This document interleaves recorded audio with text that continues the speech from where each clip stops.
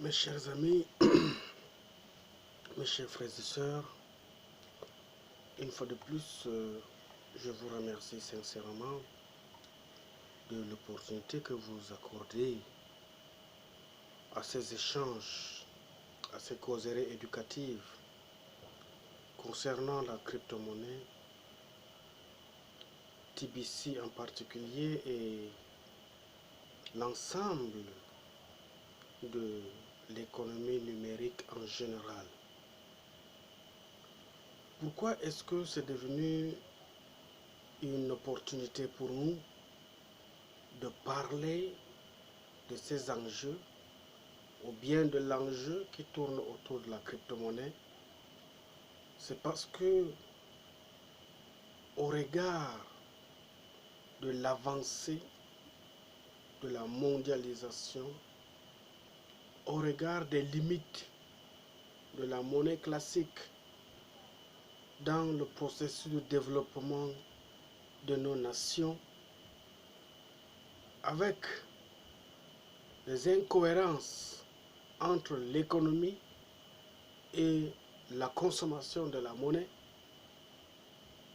il y a lieu de croire que le futur appartiendra désormais à l'économie numérique, ou bien dans les années futures, les mécanismes virtuels de l'économie décentralisée aura un impact réel sur le fonctionnement de la société. Comment se changera? Comment le futur fonctionnera en ce moment où Internet est en train de mettre à la disposition de tout un chacun des informations selon lesquelles des grandes nations se sont appropriées ce mécanisme de levier économique pour fructifier leur processus de développement.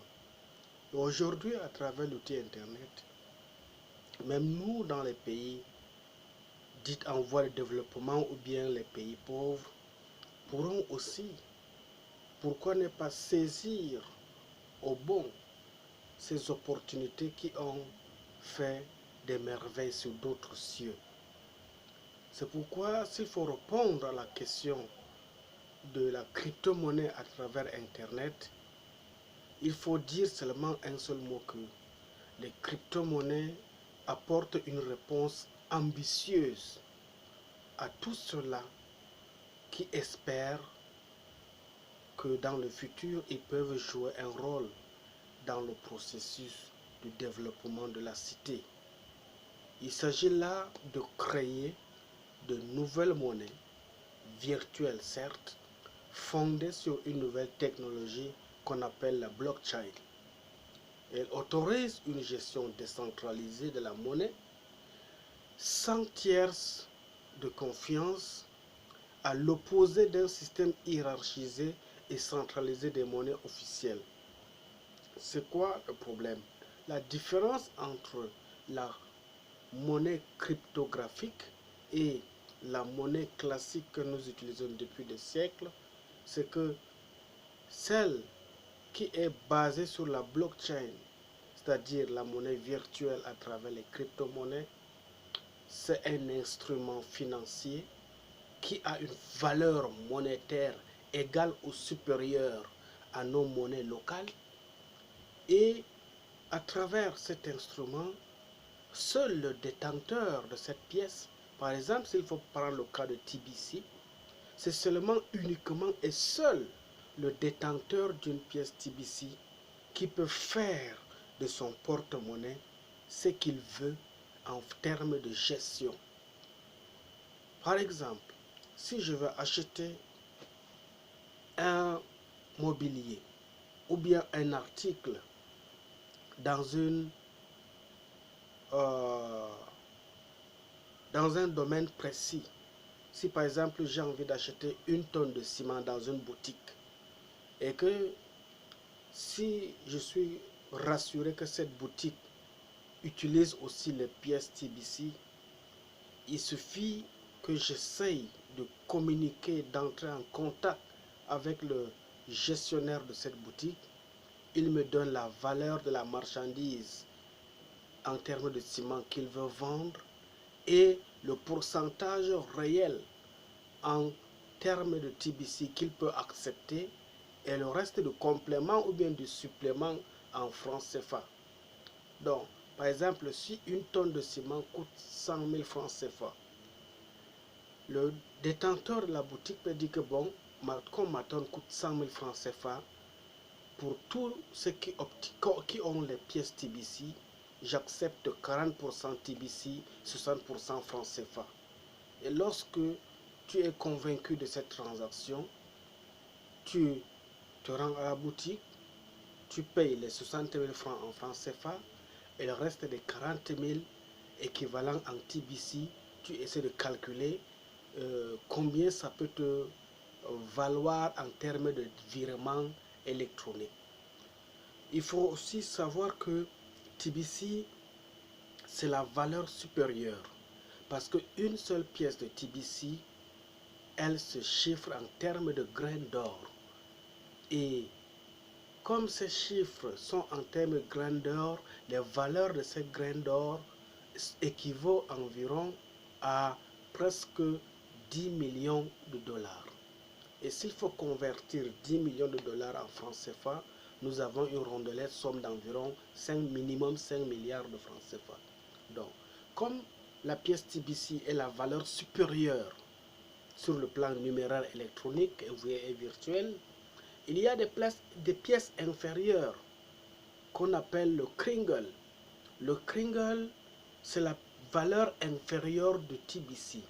C'est comme dans 1000 francs, on a les pièces de 100 francs, on a les pièces de 50 francs, on a les pièces de 25 francs, on a les pièces de 10 francs, on a les pièces de 5 francs.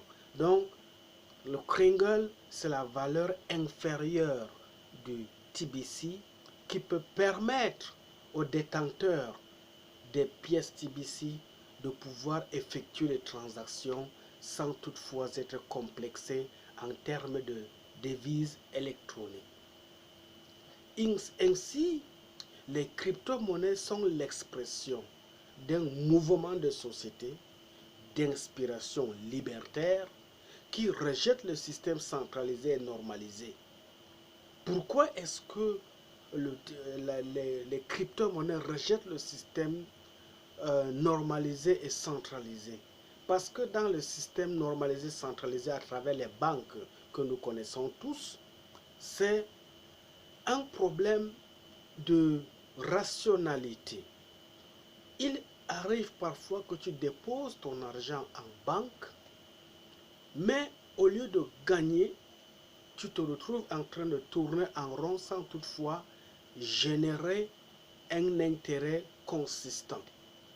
Or, dans le domaine de la crypto-monnaie, c'est un compte virtuel, certes, mais son taux de change, son taux de valeur grimpe au fur et à mesure que les nouvelles personnes s'adonnent à cette philosophie monétaire à l'international. La TBC ou bien les crypto-monnaies aussi en général révolte ainsi un système qui permet au peuple de s'exprimer autant plus aisément dans le domaine monétaire que les banques ou bien dans une moindre mesure les banques centrales. Pourquoi est-ce que avoir un compte bancaire en crypto-monnaie est plus aisé en termes d'exploitation? C'est juste parce que tous tes avoirs sont contenus dans un blockchain qui est électronique.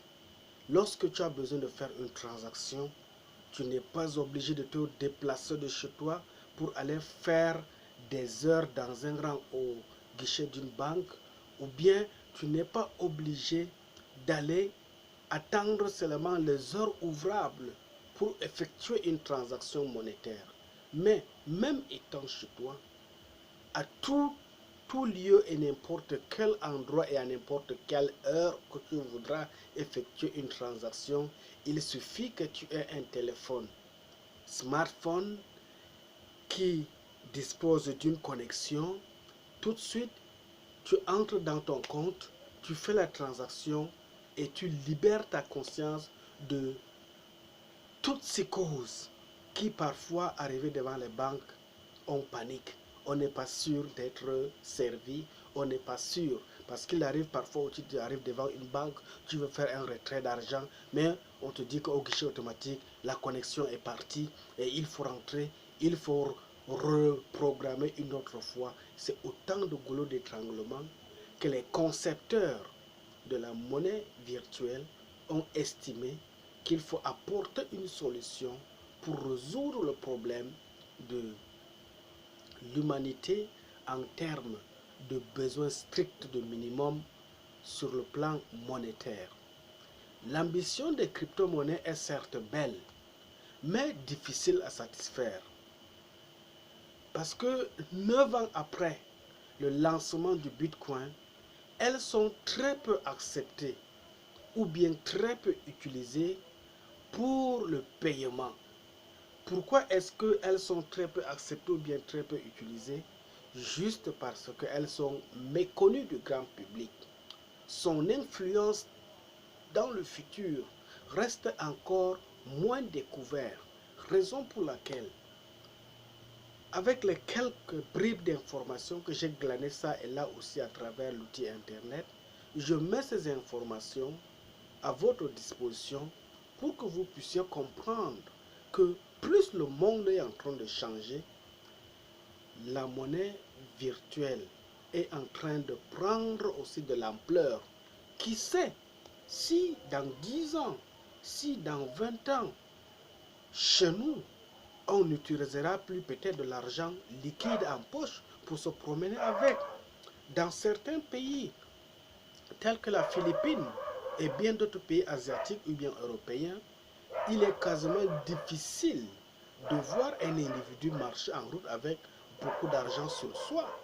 Parce que